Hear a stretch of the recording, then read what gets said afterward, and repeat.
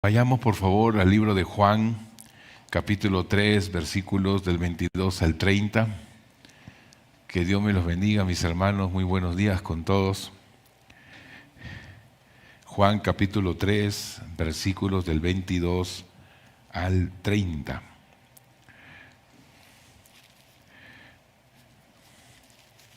Continuamos con el estudio del libro de Juan.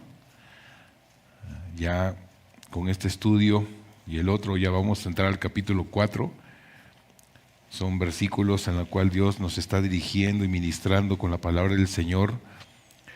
Y hoy, hermanos, el tema que hoy vamos a tratar, quiero empezar este mensaje con una palabra. Y me gustaría que esa palabra usted la tenga interiorizada en el transcurso de estos minutos que vamos a aprender en la palabra del Señor, que se llama, que esta palabra es necesario. Es necesario. Lo que vamos a hablar el día de hoy, mis hermanos, es un pasaje bíblico. Algunos le llaman la importancia indispensable de todo creyente, porque cuando un cristiano entiende la palabra es necesario, hermano, no está diciendo una opción, una sugerencia, una alternativa, sino que es necesario. El cristiano, hermano, puede apuntarse a un crecimiento espiritual de una manera extraordinaria, hermano. Porque cuando Dios entra al corazón, ¿cuántos saben que Dios hace cosas extraordinarias, hermanos? Amén. Por eso me gustaría que en el tema que hoy vamos a hablar, usted siempre tenga interiorizada esta palabra, es necesario. Vamos al capítulo 3, versículo 22 en adelante, dice: Después de esto, vino Jesús con sus discípulos a la tierra de Judea y estuvo allí con ellos y bautizaba. Juan bautizaba también en Enón, junto a Salim, porque había allí muchas aguas. Y venían y eran bautizados, porque Juan no había sido aún encarcelado. Entonces hubo discusión entre los discípulos de Juan y los judíos acerca de la purificación. Y vinieron a Juan y le dijeron: Rabí, mira que el que estaba contigo al otro lado del Jordán, de quien tú diste testimonio, bautiza, y todos vienen a él. Respondió Juan y dijo: No puede el hombre recibir nada, sino que le fuere dada del cielo, si no le fuere dada del cielo. Vosotros mismos me sois testigos de que dije: yo no soy el Cristo, sino que soy enviado delante de él. El que tiene la esposa es el esposo, mas el amigo del esposo que está a su lado y le oye, se goza grandemente de la voz del esposo. Así pues, mi gozo está cumplido. Es necesario que él crezca, pero que yo mengüe. El tema de esta mañana se llama: es necesario que él crezca y yo disminuya.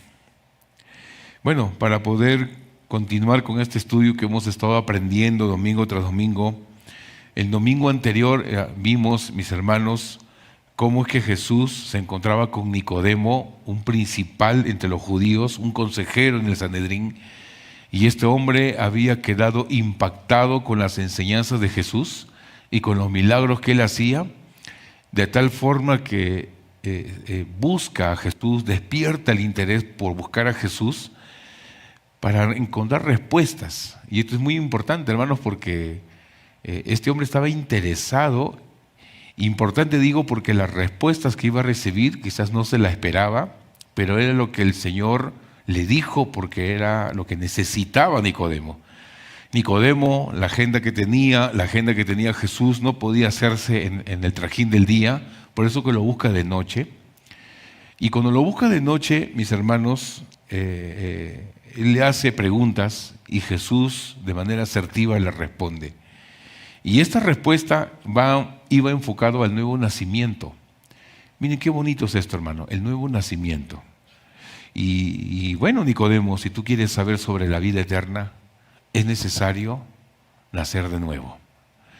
Es necesario para entrar en la vida eterna, tener un nuevo nacimiento. No estoy hablando del nacimiento de una persona que nace en el vientre de su madre, sino estoy hablando de un nacimiento en el Espíritu. Y ese nacimiento del Espíritu es una forma que no se puede lograr entender, porque cuando el Espíritu entra o cuando el Espíritu se mueve, es como el viento que va y viene y no sabe a dónde va, a dónde viene, pero sí escuchas el sonido del sonido del aire, el sonido del viento, pero así es el Espíritu cuando alguien nace de nuevo. Y hay que recordar que cuando Jesús pues menciona la linda palabra de Dios, que es necesario que nazca de nuevo, definitivamente, hermanos, una persona que entrega su corazón a Jesucristo y se arrepiente de sus pecados y cree, nace de nuevo. Y cuando nace de nuevo, tiene vida eterna. Esta era la enseñanza que Jesús le quería decir a Nicodemo. Nicodemo no lo entendía, pero el Señor Jesús le seguía explicando y le daba otra enseñanza acerca de la serpiente de bronce. Mira, hace miles de años atrás, Moisés puso una serpiente de bronce, la puso en un pedestal, en un asta, y por las mordeduras de las serpientes que daban hacia el pueblo de Israel por sus pecados, y que esa mordedura definitivamente ya era una muerte segura, ahora por mi misericordia he mandado construir una serpiente de bronce en una parte de arriba, y aquel que es mordida por la serpiente por la causa de sus pecados tenía que correr y mirar a la serpiente. Entonces el veneno que estaba interiorizado en la sangre de este israelita ya quedaba sin efecto, por lo tanto podría vivir. Así como hice con la serpiente de bronce que fue levantada, así es necesario que el Hijo del Hombre sea levantado. Ahí donde habla de Jesucristo, el Hijo de Dios, que después de haber sido muerto por nuestros pecados, al tercer día resucitó entre los muertos, y todo aquel que en Él cree no se pierde, mas tenga vida eterna. Después de esto, hermanos, Jesús le habla del amor de Dios, en este caso a Nicodemo. Nicodemo, de tal manera amó Dios al mundo, que ha dado su Hijo unigénito, para que todo aquel que en Él cree no se pierda, mas tenga vida eterna. Y esto, mis hermanos, nos da una enseñanza a ustedes, a mí, que el amor de Dios es tan grande, pero tan grande, que ha decidido enviar a su Hijo, ha dado a su Hijo. Ha sido intencional ante una generación que no se lo merecía, ante seres humanos pecadores que no se lo merecían. El amor de Dios fue tan grande, por eso dice, de tal manera que ha dado a su Hijo. Ahora, el regalo de Dios de entregar a su Hijo Jesús, de morir en la cruz y resucitar entre los muertos, está allí. Está allí el regalo de Dios. Pero después termina diciendo el versículo, para todo aquel que en Él cree, no se pierda, mas tenga vida eterna. Es decir, nos da la opción de creer o no creer. ¿No? Pero si tú crees, tienes vida eterna. Amén, hermanos.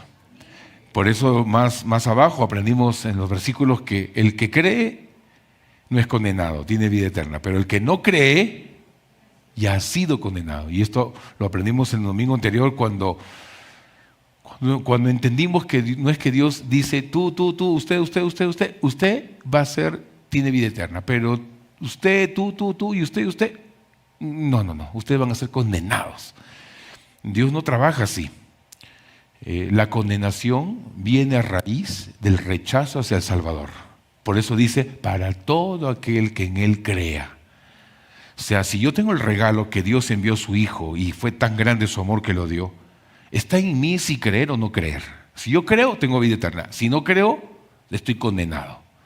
Entonces, esa condenación va a raíz de que yo no creo, que rechazo al Salvador. Por eso es que el amor de Dios para con el mundo es grande, hermanos, es incondicional. Dios ama a su mundo, quiere abrazar a su mundo, y para ello, pues, envía a su Hijo Jesucristo. Entonces, ahí podemos entender que esta preciosa enseñanza que Jesús le da a Nicodemo, y que Nicodemo queda pues totalmente impresionado, a tal punto que él entregó su vida al Señor. Y después vemos en una historia después que es Nicodemo quien defiende a Jesús ante un juicio que le iban a hacer, y después cuando el Señor Jesús muere en la cruz, Nicodemo fue con José de Arimatea a buscar el cuerpo para poder enterrar el cuerpo de su Señor. O sea, podemos ver que Nicodemo, sus acciones fueron después de una entrega total hacia el Señor Jesús. Ahora, después que pasó todo esto, la Biblia dice que después que pasó esto con Nicodemo, Jesús va con sus discípulos hacia la tierra de Judea, ¿no? Se va hacia el sur, otra vez, de Israel o de Palestina en ese tiempo, y estuvo allí con los discípulos y bautizaba. La Biblia dice que Juan bautizaba también en Enón, que está en el otro lado del Jordán, junto a Salim, porque había allí muchas aguas. Entonces, y la gente venía a bautizarse con Juan el Bautista, y por el otro lado, Jesús bautizando con sus discípulos en el otro lado. Porque, versículo 24, porque Juan no había sido aún encarcelado. Ahora, algunos teólogos dicen que Jesús bautizaba directamente, con sus discípulos también. Otros teólogos mencionan que no, que Jesús solamente direccionaba y que los que bautizaban eran los discípulos del Señor Jesús. Pero mis hermanos, acá podemos observar que los judíos prácticamente se le acercan a Juan el Bautista en el versículo 25 y la Biblia dice que estos judíos empiezan a discutir con los discípulos de Juan acerca de la purificación. Y vienen a Juan y se acercan y le dicen, vamos al primer punto, por favor, en el primer punto, versículos 26 y 27, 25, 26 y 27, qué importante, mis hermanos, es reconocer que todo lo que tenemos proviene de Dios. Dice, y vinieron a Juan y le dijeron, Rabí, mira que estaba contigo en el otro lado del Jordán, de quien tú diste testimonio, bautiza, y todos vienen a él.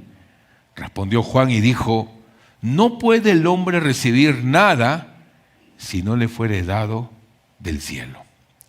Hermanos, los discípulos estaban preocupados porque Jesús estaba creciendo en popularidad. Desde una perspectiva humana parecía que Juan estaba perdiendo seguidores. Pero Juan, hermanos, no reaccionó con celos ni competencia. Juan fue centrado y su respuesta fue clara. No puede el hombre recibir nada si no le fuere dado del cielo. Juan entendía, mis hermanos, que su ministerio no era propiedad de él. Su llamado, sus seguidores, su autoridad, sus oportunidades, él sabía que provenían de Dios. Por eso no tenía razón para competir con Jesús. ¿Cómo voy a competir yo con el Señor Jesús? Él es el todo, Él es Dios. Yo solamente soy su siervo. Por eso, mis hermanos, la verdadera humildad comienza cuando entendemos que todo lo que somos y todo lo que tenemos es un regalo de Dios. Cuando dicen amén, hermano. Cuando reconocemos esto, dejamos de seguir buscando reconocimiento personal y comenzamos a vivir para la gloria de Dios, hermano. Por eso la iglesia puede fácilmente caer en esta comparación. Es muy importante que nosotros tengamos cuidado, mis hermanos, porque todo lo que tenemos, todo lo que hemos adquirido en el tiempo, todo el dinero, toda la profesión, títulos, grados, bienes materiales, profesión, incremento de tu sueldo, conocimientos, habilidades, destrezas, dones espirituales, todo proviene de Dios. Y mis hermanos, sí, nuestros dones, nuestros talentos, nuestros ministerios, nuestras oportunidades, capacidades, entendemos que vienen de Dios porque le pertenecen a Dios. El reino de Dios, hermanos, no se trata de competir entre nosotros. Juan entendía esto. Los discípulos venían como tentándole, oye, tú estás perdiendo seguidores, del que tú hablabas está teniendo más seguidores. ¿Y tú, Juan, qué está pasando? Él también bautiza, tú bautizas. Y Juan, una respuesta asertiva, madura y centrada. No puede el hombre recibir nada si no le fuere dado del cielo. Porque Juan el Bautista sabía claro que el Señor, hermano, había sido ungido por el Espíritu Santo. Había sido el elegido de Dios, el Cristo, entonces lo que Él hace viene de Dios. Y eso es lo que yo les estaba predicando. Por eso, mis hermanos queridos, si usted tiene dones, talentos, ministerio que está sirviendo, recursos económicos, oportunidades, capacidades, como usted sabe que viene de Dios, viene una pregunta. ¿Estoy utilizando lo que Dios me dio para que Cristo crezca? Si yo sé que todo lo que viene de Dios, ¿yo estoy utilizando todo esto para que Cristo crezca o para que yo sea reconocido? Yo le pregunto a usted, ¿en qué ha crecido? Cuando Dios nos permite crecer en alguna tarea, debemos recordar que el crecimiento nunca debe de producir orgullo, hermanos, sino gratitud. Si usted creció en su trabajo, gracias Dios. Si usted creció en su profesión, en sus posgrados, en sus crecimientos profesionales y preparatoria, gracias Dios. Si usted creció en sus habilidades, sus talentos, los dones espirituales que tiene, dale gracias a Dios. Todo proviene de Él, hermano. Todo. Por eso qué importante es tener la misma actitud centrada que tuvo Juan el Bautista. Todo lo que Dios ha dado, toda la persona que un hombre recibe, proviene de Dios. El día que yo empiezo a pensar que es mi reconocimiento, mi forma de pensar, mi voluntad, mis decisiones, mis opiniones, todo eso predomina y todo este crecimiento es gracias a mi esfuerzo, hermano querido, sin glorificar a Dios, ahí sí podemos perder. Porque uno no puede crecer espiritualmente con el orgullo en el corazón. Es imposible. Por eso la palabra de Dios dice, es necesario que Él crezca y que yo disminuya. Juan el Bautista lo tenía muy claro eso. Por eso yo le pregunto a usted, ¿en qué ha crecido? Solamente póngase a pensar desde que recibió a Cristo en todo su tiempo de crecimiento. ¿Qué es lo que pasó con usted? Yo digo, Señor, gracias porque antes pasé por esto, tuve esto, ahora tengo esto. Gracias Dios. Y aquí podemos observar que todo lo que hemos recibido, hermano, viene del cielo. Si usted, mi querido hermano, tiene un posgrado, tiene un doctorado, tiene una maestría, no lo sé, tiene dinero, hermano, tiene reconocimientos por lo que usted ha adquirido en el tiempo, dele gracias a Dios, porque todo proviene de Dios. Permíteme tomarme esta palabra y lo voy a decir con mucho cuidado. ¿Qué pasaría si el Señor hace esto y te pone una enfermedad y un cáncer en la garganta cuando tu talento ha sido el canto? Y muchos te exaltan y te bendicen y dan, diríamos, alabanza por ello, por tu canto que tú haces de manera muy bonita. Si el Señor quiere, hace esto, hermano lindo. Y llega un cáncer en la garganta y lejos canto, ya no cantas nunca más. Si usted tiene posgrados, tiene maestrías, tiene doctorados, tiene, no lo sé, cualquier preparación, hermano, el Señor puede hacer esto y puede permitir una enfermedad mental que pueda causarnos una limitación a no estudiar. Si yo tengo un grande banquete, hermanos queridos, en mi casa y puedo comer y disfrutar de todo lo que tengo por la economía en la cual tengo y he adquirido, hermano, el Señor puede hacer esto y usted no puede tener nada de dinero para poder comer y subsistir. ¿Te das cuenta que lo que usted tiene y yo tengo es solo gracias a Dios? ¿Por qué no darle la gloria a Él? ¿Por qué no darle la alabanza a Él? Si Él es quien me ha dado todo, hermano. Todo, absolutamente todo me lo ha dado el Señor. Por eso, qué bonito este pensamiento de Juan el Bautista. Yo definitivamente, el versículo bíblico lo resalta bien en claro. No puede el hombre recibir nada si no le fuere dado del cielo. Por eso que usted, mi querido hermano, si usted crece, no es para enorgullecerse, es para hacer grato ante los ojos de Dios, ante la presencia de Dios. Si usted ha adquirido lo que ha adquirido, no es para yo enorgullecerme, sino es para yo darle la gloria a Dios, porque es gracias a Él lo que tengo. ¿Cuántos dicen amén, hermano? Es para que todos Él se lleve la gloria, y eso fue lo que hizo Juan el Bautista.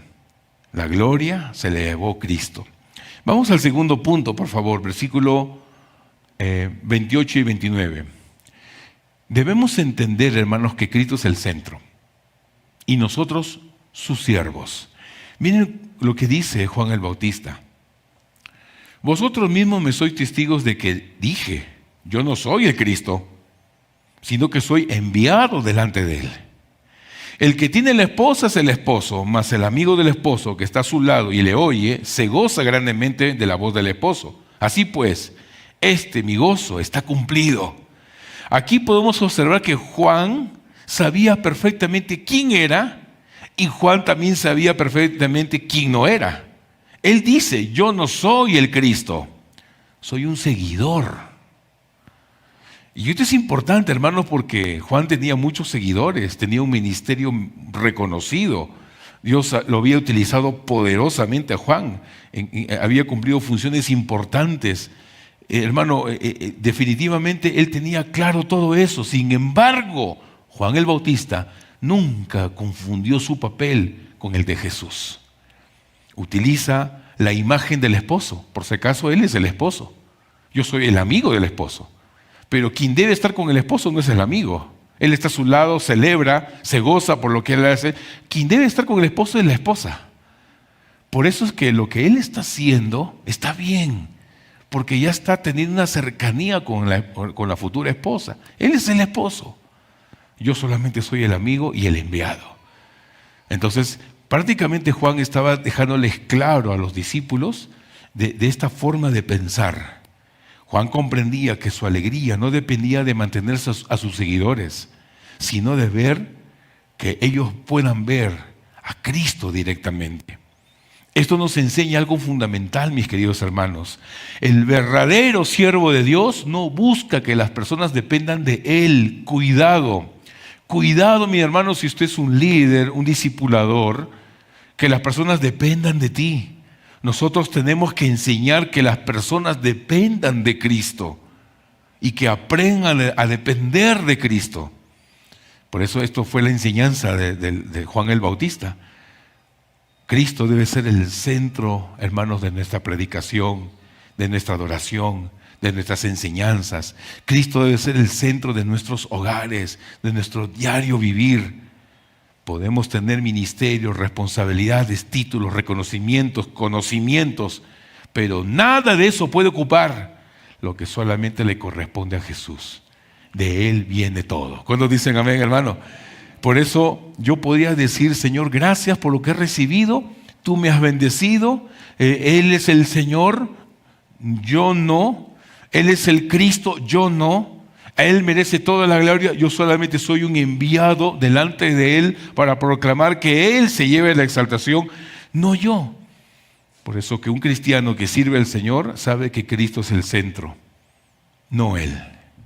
Y todo lo que Dios me ha dado, mi hermano, la pregunta no solamente es, ¿estoy haciendo algo para Dios? Sino también la pregunta podría ser, ¿lo que estoy haciendo para Dios ¿está llevando a las personas a Dios o hacia mí? El ministerio verdaderamente cristocéntrico, hermanos, no busca decir, mírenme lo grande que soy, sino miren cuán grande es Cristo. Nuestra mayor satisfacción debería ser ver que Jesús es conocido, hermano, amado, obedecido, glorificado. Cada actitud que yo tenga delante de mi Señor, delante de las personas, debe de ser que el Señor sea glorificado. Él es el Cristo. Yo solamente soy un enviado. Yo solamente soy un siervo, nada más. Él debe ser obedecido, amado, glorificado. Por ello decimos que si servimos a Dios, mis hermanos, es para que Él sea exaltado, no nosotros. Si servimos a Dios por cumplir, si servimos a Dios por obligación, si servimos a Dios porque estamos pensando que estamos haciendo un favor, hermano, su servicio está centrado en usted, no en Él. Por eso es muy importante considerar esta línea en la cual Dios quiere que nosotros nos dirijamos. Él debe recibir la gloria. Entonces, si yo estoy sirviendo a Dios, pero lo hago por cumplir, lo hago por compromiso, lo hago para que ya el pastor no se incomode o mi líder no se incomode, o ya no me queda otra que sujetarme. Si yo sirvo a Dios de esa forma, hermano, déjeme decirle que su centro no es el Señor, es usted. Si yo pienso que sirvo a Dios porque le estoy haciendo un favor, ya perdí. A Dios no le hago ningún favor, hermano. Es más, usted y yo somos deudores, porque Él nos salvó. Y nosotros fuimos rescatados y comprados con su sangre. Yo solamente soy un siervo inútil, que mi única obligación es servirle a mi Señor porque fui comprado. Pero el día que yo pienso que yo sirvo por mis propias fuerzas, yo sirvo para ser reconocido, yo sirvo para poder tener este puesto en el ministerio, yo sirvo por sencillamente buscar un reconocimiento aquí, hermano, ya perdí.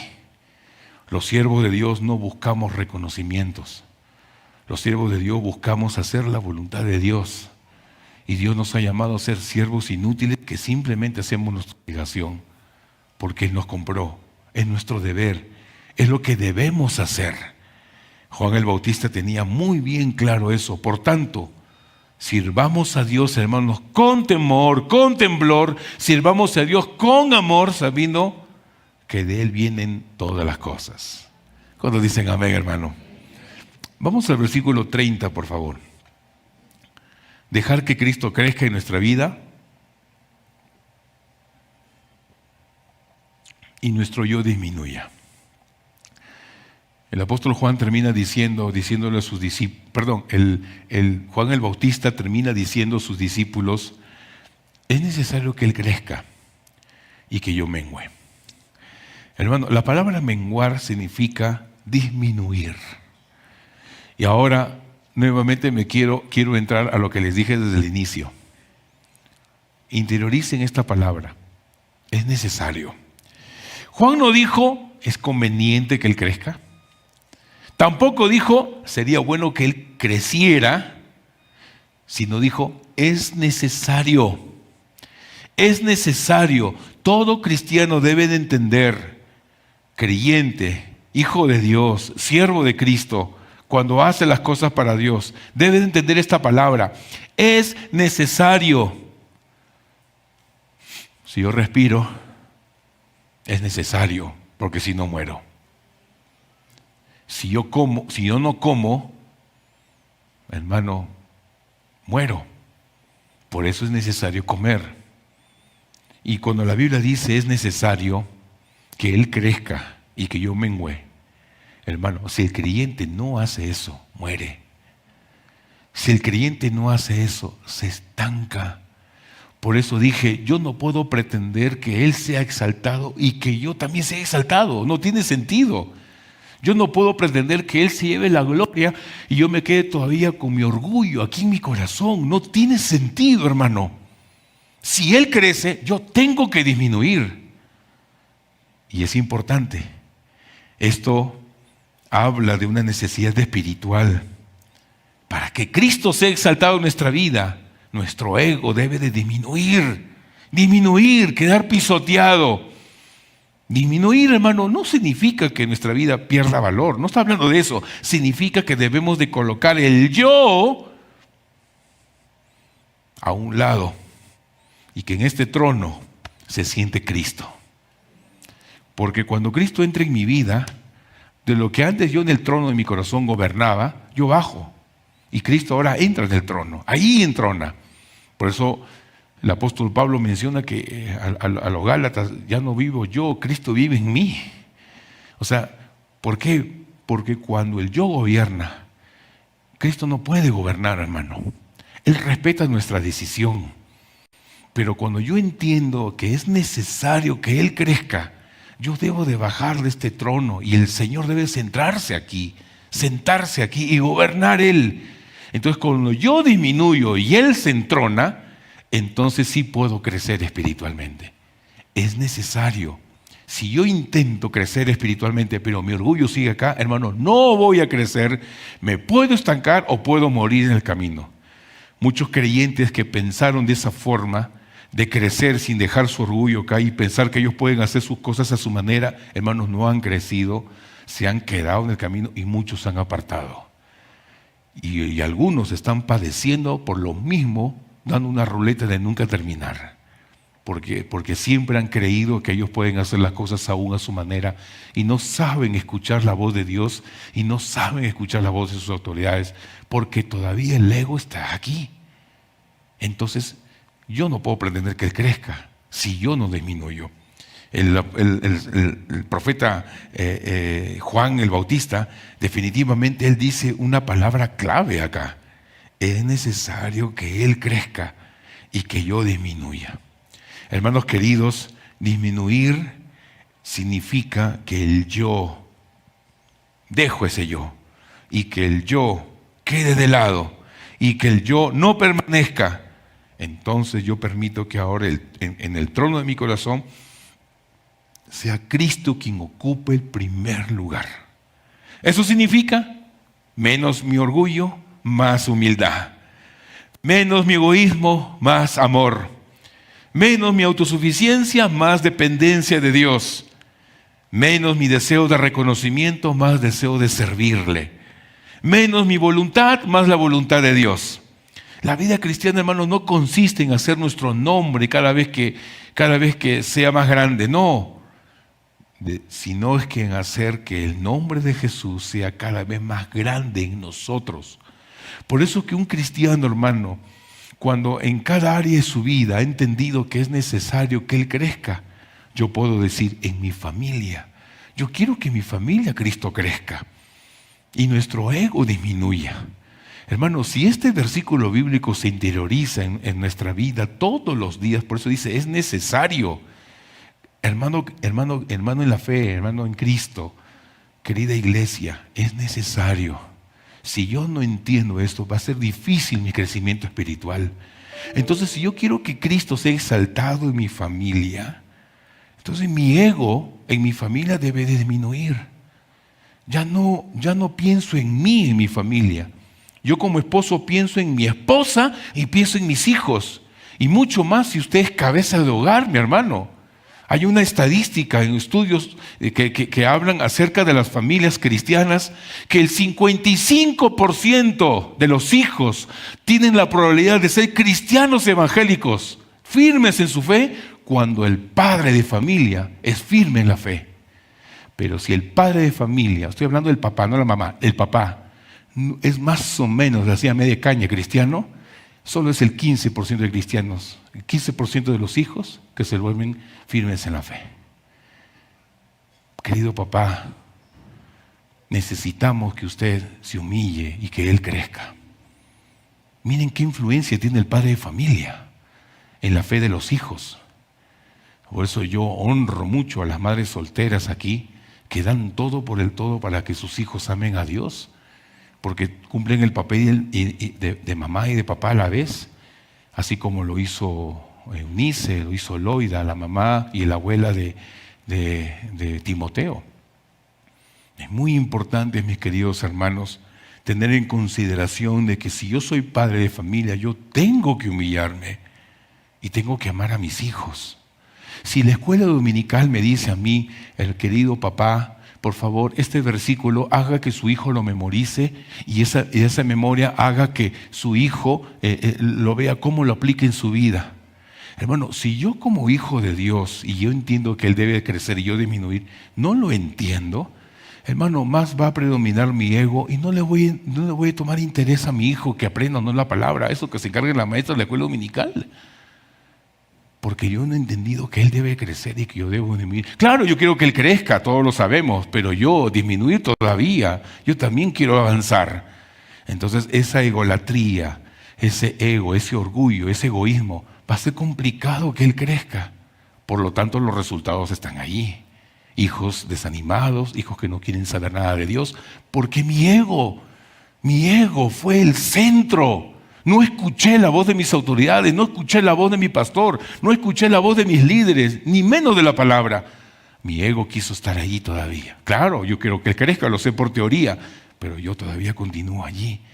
Entonces los resultados están allí. Por eso, si yo quiero que Cristo crezca en mi familia, mi ego debe de disminuir. Más tiempo a mi esposa, más tiempo a los hijos, organizándome en mi trabajo y equilibrando entre mi trabajo y la familia, no discutiendo. Si yo quiero, por ejemplo, que Cristo gobierne en mi matrimonio, que Cristo sea exaltado en mi matrimonio, entonces yo tengo que disminuir. Yo no puedo estar con la esposa peleándome, peleándome. Muy bien, ya, gané. La esposa herida. Yo tengo la razón. Si yo trabajo así en mi vida matrimonial, hermano, yo no estoy disminuyéndome. Dios me dice, Jorge, disminuye, pero ella tiene la culpa. No, Jorge, disminuye. Si tú quieres que yo crezca, tú tienes que disminuir. ¿Y cómo disminuyo, Señor? Tu esposa varias veces te está diciendo, tus acciones me hieren, tus actitudes me incomodan, lo que tú haces no tengo paz. Te digo una otra cosa para que hagas y tú siempre te centras en lo mismo. ¿Y qué te digo yo, hijo? Ella es la ayuda idónea. Escúchala. Entonces, ¿yo qué tengo que hacer? Disminuir. Esposa, ¿me puedes repetir lo que me dijiste? Esposo, yo me he dado cuenta que tú haces esto, aquello me hiere.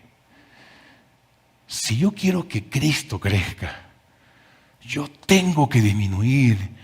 Perdóname, esposa. Y para que tú seas feliz, ¿qué quieres que yo haga?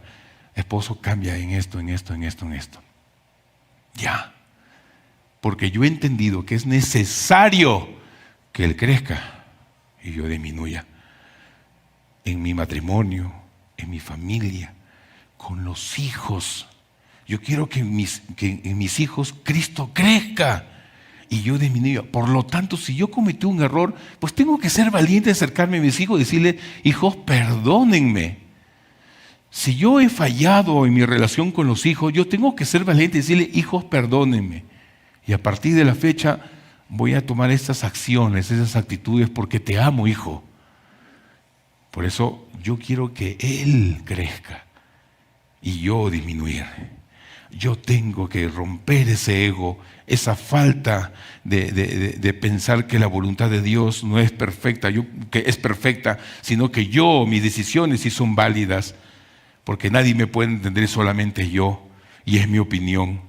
Pero que Cristo crezca. Yo puedo decir, Señor, yo quiero que tú crezcas, y cuando Dios te dice, perdona, no perdono, el ego te voy a continuar allí.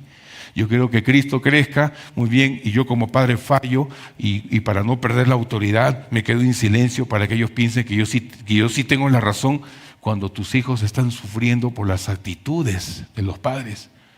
No, si yo quiero que Él crezca, yo tengo que ser valiente de acercarme a ellos y decirles, hijos, perdónenme. No les puse reglas. Quise pensar las cosas en mi manera, pensando que así se iba a solucionar, y mira cómo falló. El resultado que estoy encontrando en ti. Perdóname, hijo. A partir de hoy voy a tomar otra actitud, porque yo quiero que Él crezca y yo disminuya. Si usted quiere que Cristo crezca en su trabajo, gloria sea a Dios. Él va a crecer en su trabajo. Pero si usted, hermano, renuncia a la necesidad de reconocimiento, tengo que disminuir. No puedo yo decir, Señor, yo quiero que crezcas en mi trabajo cuando busco reconocimiento. Oye, ¿y por qué a este lo ascienden y a mí no? Yo tengo ya 5 años en el trabajo y no me ascienden, y este que entró al año ascendió. No. Y empiezo a hacer la guerra, la competencia. ¿Por qué? Porque quiero serruchar o quiero echar a la persona porque yo quiero que a mí me reconozcan. Hermano, así Cristo no va a crecer. Si yo empiezo a competir, a tener celos con la gente, a decir por qué este se lleva a mis clientes, o empezar a decir esto y el otro, hermano, Cristo no va a crecer. Por lo tanto, mi reconocimiento va a egolatrarse, va a querer crecer, entonces no voy a recibir bendición. Si yo quiero que mi trabajo Cristo crezca, hay una necesidad de que mi reconocimiento disminuya. Podemos ser en el trabajo los mejores porque buscamos agradar a Dios y no a los hombres. En mi ministerio, Dios la bendeció con la escuela dominical. Yo veo acá varias maestras lindas que están en la escuela dominical sirviendo. Si usted quiere que Cristo crezca, hermano, usted debe disminuir. Y disminuir muchas veces es tiempo, sacrificio, espacio para prepararse. Tener tiempo para orar por esos niños que entiendan la palabra del Señor. Y tener tiempo por orar para esos padres, para que estos padres sean sensibilizados y conduzcan a sus hijos con las enseñanzas de las maestras o los maestros. Si yo sirvo en adolescentes, jóvenes, o en los jóvenes con propósito, si yo sirvo en los matrimonios, en las damas, yo quiero que él crezca, yo tengo que disminuir. Porque si yo no disminuyo, Cristo no va a crecer. Porque cuando el ego se exalta en mí, hermano, más voy a pensar en qué piensa la gente de mí y en sí no vas a pensar en la gente que tiene que ser salvada. Por eso son los ministerios de edificación. Los adolescentes, jóvenes con propósito, matrimonios, damas y misiones rurales y escuela dominical son ministerios que discipulan y ese es nuestro principal llamado. Si yo no disminuyo, hermano, voy a decir no tengo tiempo. Si yo no disminuyo, hermano, voy a decir sencillamente esto que lo haga otro, porque yo todavía quiero hacer lo que yo quiero hacer, entonces Cristo no crece. Yo quiero que Cristo crezca, pero la Biblia dice es necesario, tengo que disminuir. Por lo tanto mi ministerio tiene que ser para el Señor, para que Él crezca. Entonces yo me esfuerzo para que el Señor crezca. ¿Y cómo yo puedo lograr que Él crezca? Ver a esos niñitos cómo aman a Dios.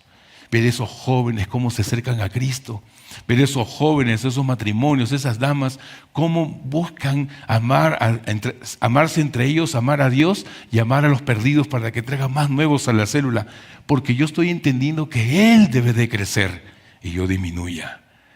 Hermanos queridos, iguales en el ministerio de alabanza, ¿no? Yo quiero que Él crezca y yo disminuya. Yo quiero en los anfitriones que Él crezca y yo disminuya. Y en todas las áreas de servicio, inclusive, hermanos, en mis decisiones, yo quiero que Él crezca y mi propia voluntad disminuya.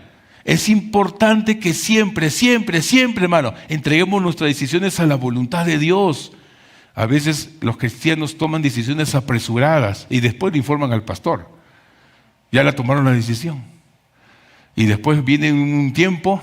Pastor, me está yendo mal, porque pensaron que ellos estaban haciendo bien. Qué importante ser sensibles. Inclusive, yo sé que el pastor me va a decir no, pero voy a buscar. A veces hay personas así que no van porque saben que le van a decir no o espera. Y si tú ya vas con esa actitud, hermano, ¿no crees que el Señor ya te está hablando algo? Pero a veces le queremos sacar la vuelta al pastor, hacerle una guachita al pastor. No me lo hacen guachita a mí ni a los pastores, ni al Señor se le hacen. La guachita se la hacen ustedes mismos, hermanos, porque después el golazo viene en contra y tú pierdes. Por eso es importante ser sensibles. No es mi voluntad. Si yo quiero que Él crezca y yo quiero tomar una decisión, tiene que ser una decisión asertiva a la voluntad de Dios, no a mi voluntad. Estoy pasando por tentaciones, dificultades, problemas. Señor, yo quiero que tú seas exaltado. Y estoy lucho y caigo. Señor, no está dando resultado. Entonces, como no soy autosuficiente o que no quiero dejarme llevar por la autosuficiencia, yo disminuyo, busco ayuda, porque yo quiero que Él crezca y yo disminuya. Logros que usted ha tenido, Él tiene que llevarse toda la gloria. Triunfos, prosperidad, títulos, cargos, dinero, familia reconstruida, hogares de bendición, toda la gloria sea a Él, porque yo he decidido disminuir. Hay personas que piensan que la pobreza es sinónimo de humildad o la humildad es sinónimo de pobreza. Hermano, yo conozco gente pobre que es más orgullosa y gente adinerada que son muy humildes. Hermano, no determina la pobreza con la humildad. Una persona humilde es quien se somete a Dios y le da a Él la gloria y mis actitudes disminuyan para que Él crezca. ¿Cuántos dicen amén, hermano? En conclusión, es un versículo bíblico muy bonito, muy precioso cuando el profeta Juan el Bautista dice, es necesario que Él crezca. ¿Cuántos quieren que Él crezca, hermano? Y que nosotros disminuyamos. Amén. Entonces, si queremos que Él crezca y que yo disminuya, entonces cuando recibamos bendiciones de Dios, Él crezca, nosotros disminuyamos. Cuando usted alcance un logro, que Él crezca y yo disminuya. Cuando atravesamos una prueba, Él crezca y yo disminuya. Cuando tomamos decisiones, Él debe de crecer y yo disminuir. Cuando lleguemos al final de nuestra vida y podamos mirar atrás y decir que no vivimos para hacer grande nuestro propio nombre, sino para hacer grande el nombre de Jesucristo, entonces es porque he decidido que Él crezca y yo disminuya. El centro no somos nosotros, hermano. El centro es Cristo. Nuestra vida, nuestra familia, nuestro ministerio, nuestro trabajo, nuestros títulos, nuestros logros, todo hagamos a apuntar hacia Él. Cristo crezca en nosotros. Nuestro orgullo ya no, nuestra suficiencia, ego, voluntad que pensamos, eso disminuya. La autosuficiencia, eso disminuya. Que Jesús cada día sea grande en nuestra vida. Todo lo que usted haga y yo haga, hermano, sea para que Él sea grande y la gente pueda ver a Cristo con lo que yo haga. Dios sea glorificado en todo. ¿Cuántos dicen amén, hermano? No se trata de cuánto crecemos nosotros, se trata de cuánto permitimos que Cristo crezca en nosotros. Es muy distinto. Por eso yo, hermano, debo de permitir que Él aumente y que nosotros menguemos.